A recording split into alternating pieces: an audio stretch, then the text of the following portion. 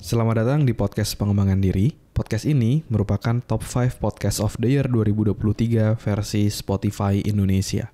Agar kamu bisa mendapatkan manfaat maksimal dari podcast ini, pastikan kamu udah follow dan nyalakan loncengnya ya, biar kamu nggak kelewatan episode barunya. Selamat mendengarkan. Hai, Chandras Bordes, dan pada podcast kali ini saya mau sharing tentang inilah kenapa kamu jangan jadi orang yang iya-iya aja. Mungkin kamu pernah tahu orang yang tipe seperti ini ya, yang apapun yang diberikan dia iya aja gitu.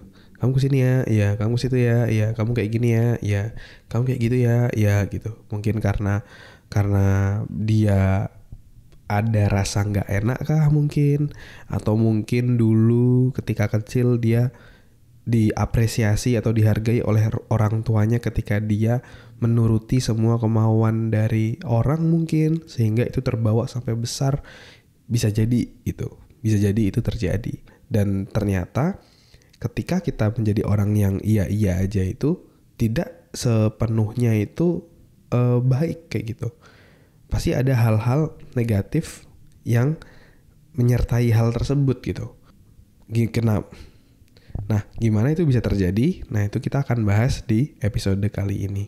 Jadi, kalau misalnya kita itu kecenderungannya adalah iya aja, itu kita adalah tipe orang yang pasif. Itu adalah tipe orang yang pasif, di mana kita akan cenderung menuruti atau mengiyakan apa yang dimaui oleh orang lain. Biasanya tipe seperti ini tuh tipenya orangnya yang gak enakan. Ini kayak saya dulu sih sebenarnya. Jadi karena nggak enakan, karena kecenderungannya ingin menyenangkan semua orang, akhirnya kita iya aja. Dalam hati kita itu kayak makan hati kayak gitu ya. Rasanya nggak enak, dibully ya kita iya, diledekin apa segala macam kita iya kayak gitu. Dan sampai suatu titik hal tersebut kayak sangat-sangat membeludak dalam diri kita, dan akhirnya semua itu meledak, men. Semua itu meledak, akhirnya marahnya itu lebih parah dibandingkan orang yang sering marah-marah. Bisa dalam bentuk misalnya memaki-maki lah, atau lempar barang atau gimana.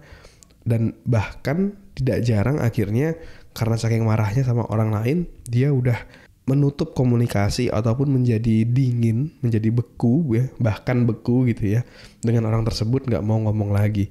Nah, bisa jadi juga hal tersebut terjadi. Jadi biasanya efeknya seperti itu, karena kita cenderung memendam apa yang kita rasakan, iya aja, makan hati, dan akhirnya meledak kayak gitu. Karena kalau kita kecenderungannya tuh iya aja, itu juga jadi nggak sehat buat kita gitu. Kita kan pasti juga punya keperluan tertentu. Kalau kita iya aja, kita nggak bisa dong mengakomodir apa yang kita perlu atau apa yang kita butuh. Masa kita harus fulfill semua orang dulu, tapi kita nggak fulfill kebutuhan kita. Padahal kalau di pesawat pun, kalau misalnya terjadi guncangan atau apa dan keluar masker oksigen, yang harus diselamatkan tuh adalah kita dulu, bukan orang lain dulu gitu kan. Jadi itu adalah karakter orang yang pasif.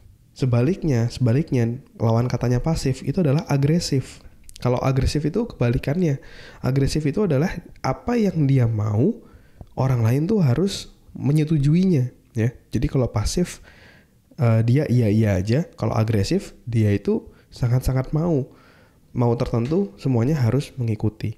Maka dari itu kalau ada orang yang pasif dan berteman atau bersahabat dengan orang yang agresif, itu agak kasihan sebenarnya orang pasifnya. Pasti under pressure karena dia harus terus mengiyakan apa yang dimaui oleh orang agresif. Dan kalau ketemu orang agresif juga pasti kita ada rasa malas juga gitu. Kita pasti malas deket sama orang yang memaksakan kehendaknya dia mau apa. Nah, itu tipe agresif. Oke. Nah, jadi kalau menjelaskan dengan framework win-win solution ya, mungkin kamu pernah dengar gak win-win solution gitu ya.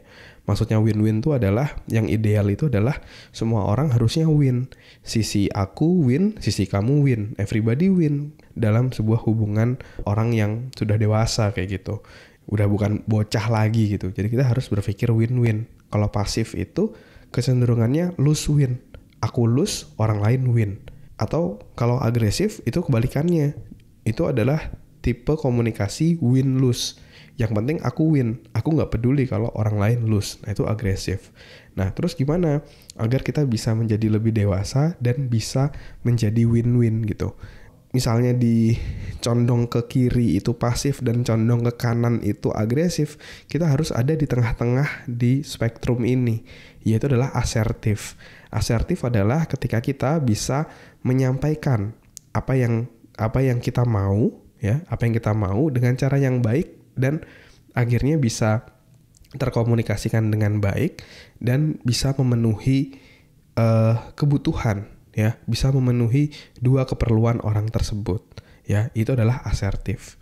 Biar lebih clear, saya kasih contoh. Misalnya contoh lagi ada konteksnya, misalnya shift kerja atau jadwal kerja kelompok lah. Misalnya si A maunya kerja kelompoknya siang, sedangkan si B maunya kerja kelompoknya malam kayak gitu.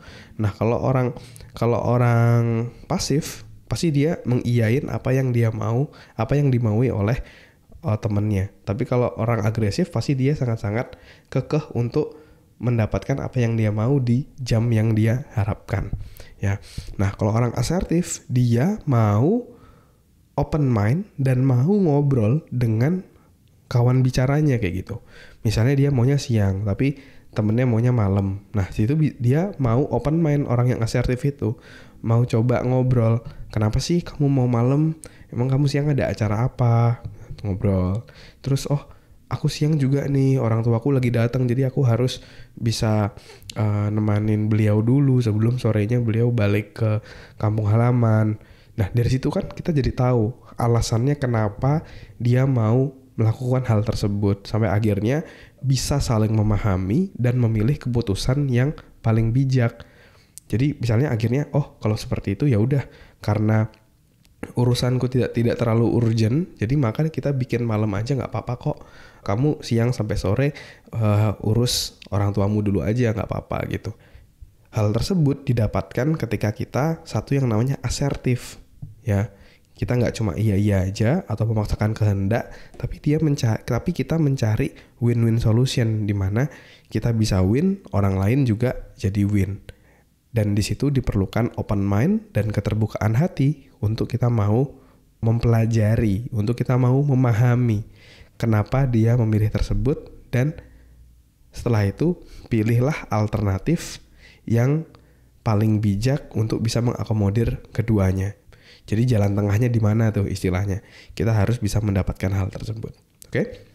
Sebelum saya tutup, buat kamu yang mau belajar public speaking, yang mau lebih jago dalam komunikasi, public speaking, meskipun kamu pemula, kamu bisa join dalam free webinar Public Speaking Hacks ya.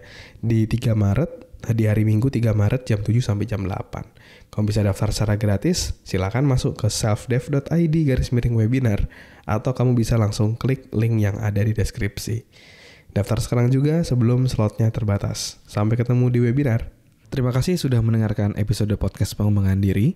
Kalau kamu merasa mendapatkan manfaat dari podcast ini, kamu bisa share ke temanmu, sahabatmu, saudaramu, gebetanmu, pacarmu, atau siapapun orang terdekatmu, kamu bisa share. Siapa tahu dari episode yang kamu share itu bisa ngebantu dia untuk melewati tantangan yang dihadapinya dalam hidup.